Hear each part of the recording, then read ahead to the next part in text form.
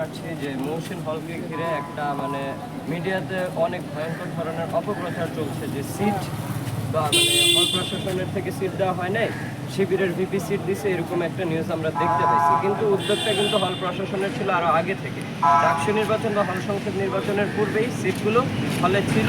তো নির্বাচিত হওয়ার পর স্বতন্ত্র যারা ভিপি পদপ্রার্থী কিংবা হল সংসদে যারা নির্বাচিত হয়েছিলেন তারা প্রশাসনের সাথে মিলেমিশে সিট যে বিতরণ করার ব্যবস্থা তারা করেছেন। সিট কিনে এনে তারা প্রদান করেন নাই, তারা জাস্ট হল প্রশাসনের নেওয়া উদ্যোগকে সাপোর্ট করেছে।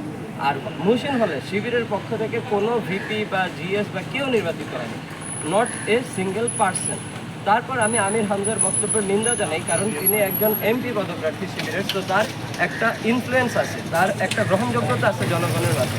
তো সে যখন এরকম মিথ্যাচার বানোয়াট বক্তব্য দেয়, জনগণ অবশ্যই তার মাধ্যমে প্রভাবিত হবে এবং জনগণ যে ভুল যে একটা সিদ্ধান্তের দিকে ঝুঁকে পড়তে পারে।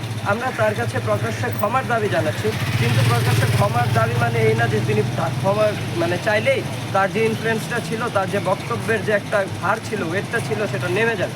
কিন্তু ক্ষমা চাওয়া কেন জরুরি? যাতে বাংলাদেশের মানুষজন একটু বুঝতে পারে যে তারা কাদের পেছনে রাজনীতি করে, তাদেরকে কারা কন্ট্রোল করে, তারা কিভাবে মিডিয়ার দ্বারা এবং এই যে ওয়াজের দ্বারা, যে ধর্মভিত্তিক রাজনীতির দ্বারা কিভাবে তারা প্রভাবিত হচ্ছে, কিভাবে তাদের অনুভূতির সাথে খেলা করা হচ্ছে, এটা যাতে তারা জানতে পারে এবং তারা যাতে সচেতন হতে পারে।